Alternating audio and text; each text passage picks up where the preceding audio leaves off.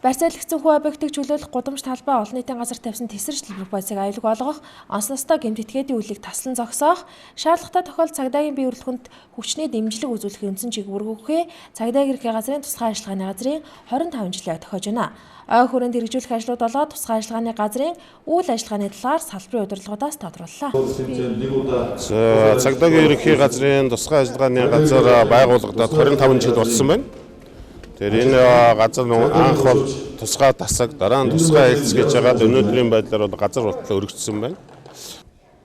Энэ 25 жилийн хойг бид бол арай өөрөөр их мөнгө төгрөг гаргахгүйгээр тийм ээ. Элдв одоо баяр дайлах хийхгүйгээр ингэ зохион байгуулж байгаа. Тэгээд энэ цуврал тэмцээнүүд явж байгаа юм. Энэний өмнө одоо Монгол цоо гэдэг Монголын үндэсний бие хамгаалалт хурлын тэмцээн зохиогдсон. Одоо ингээ Кёкшинка Каратагийн 2015 оны улсын аваргыг бас энэ зориулж хийж байна. Энэний дараа бид бас автомото уралдааныг бас одоо энэ албаны нэрмжид болгож зохиох гэж байна. Ер нь бол ажлын ачаал бол харьцангуй хүнд өндөр. Өдрийн 2 бэлтгэлтэй ямар ч тэмцээнд орох мэргэжлийн тамирчин тодорхой хугацаанд бэлтгэл хийж нөхөн сэргээлт амралтанд амардаг. Бидний бол хийдэг ажил үндсэндээ бол байнгын бэлтгэл бэлэн байх гэдэг үүднээс тактикийн болон бие биедрын хэрэгцээ мэдлэгтэй байхыг заашгүй шаарддаг л да. Ямар тусгай ажиллагаанд яг ажиллаж байсан байл сонирхолж мэдээлвэл.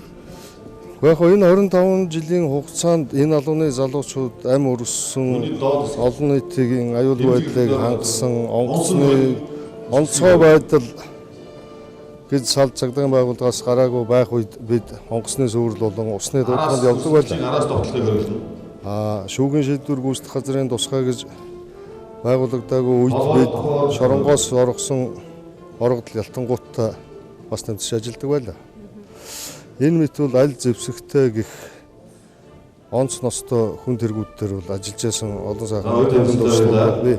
Ер нь бол ийм хөр онц ностой хүн тэргүүдэд ер нь ажиллахад ер нь тоног төхөөрөмжийн хувьд техник хэрэгслийн хувьд ер нь манай улсын хувьд ер нь хэрэг хангагдсан байд юм болоо. Яг ер нь бол анх байгуулагдсан цаг үеэ бодвол одоо дэлхийн хөгжлөөр дагаад ховцос сунаар зэвсэг техник яагаад тусгай заавал ийм хэрэглэх ёстой юм, тусгайгийн юм яагаад ийм байх ёстой юм. Энэ багж техник зэвсэг өмсгөл хэрэгсэл нь эргээд хүний аюулгүй байдлаа яаж хангаж явах ёстой вэ гэдэг тал дээр ерөнхийдөө бол дээр дургүй ойлголцож тодорхой хэмжээнд бол хангагдаж байна. Үүрэг гүйцэтгэх хэмжээнд бол байна. Ер нь бол бид Оросын улманы улс, Чех, Герман, бүгд найрамдах Хятад улс, Америк нэгдсэн улсын тодорхой хэмжээний сургалтуудад бол хамрагддаг, хамтарсан сургалт юмнууд хийдэг. Тэгээ ер нь бол нэг олон улсын төвшнгөөс би Монгол улсын тусгай албадын төвшин ур чадварыг бол доогуур гэж бол хэлэхгүй. Ер нь тухайн ямар ажиллагаанд аль онцлогийг илүү харуулсан ажиллагаа байхын тэрнээсээ шалтгаалаад үр дүн янз бүр байх. Мөн сүүлийн үед онц ностой гэмтэргийн гарал нэмэгдэж байгаад зовниж явдгаа цагдаагийн газрын тусгай ажиллагааны газрын дарга ярьж байсан юм а.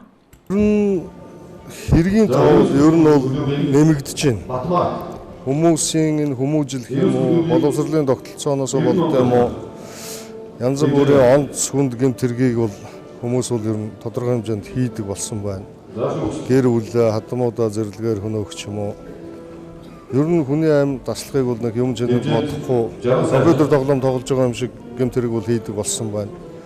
Тэр бүгдтэй тулж ажилдаг энэ залуучуудын маань нийгмийн асуудал жоохон орхигдмол байдаг да ер нь бол. Тэрнээс биш бол үүрэг гүйцэтгэх чадвар чадамжийн хувьд бол ер нь бол их боломжийн. Цаашид төр засгаас тус газрын албан агштыг сургаж бэлтгэх, оюуны болон биеийн бэлтгэлийг нь өндөр хөгцсөн орнуудад явуулж турсах, судлуулан бэлтгэх, сургагч багш нарыг бэлтгэх чиглэлд төр засгаас анхаарал хандуулах шаардлагатай гэдгийг тус газрын аханд ажилтнууд ярьж байсан ба. Миний хувьд бол хуучин цагдаагийн ерхий газрын 3 дугаар тусгай тасаг гэж анх 90 онд байгуулагдаад 92 оны 5 сард 2 жилийнх нь ойн дээр энэ албанд орж 95 оны хүртэл ажилласан.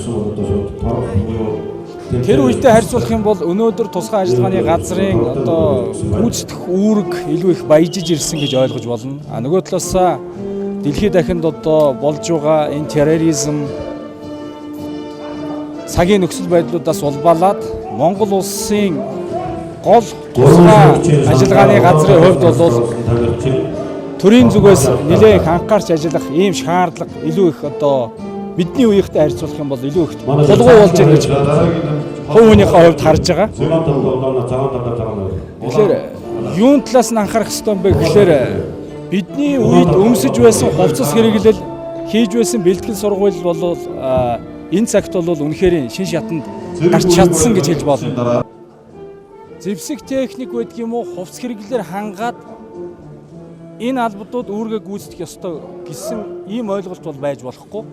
Гол нь энэ залуучуудыг өшөө илүү их сургаж бэлтгэх, оюуны болон биеийн бэлтгэлийг нь өндөр хөгжсөн улс орнуудад явуул туршлага судлуулах, тэндээ сургагч багш нарыг урьж авчирч бэлтгэх, төрийн бодлогоор улсын хэмжээндээ сургагч багш нарыг бэлтгэж гаргах гэсэн ийм одоо үе дараатай олон шатлалтай ажлуудыг хийгээсэй гэж хувь хүнийхээ хувьд одоо хүсэж харж явдаг юм аа.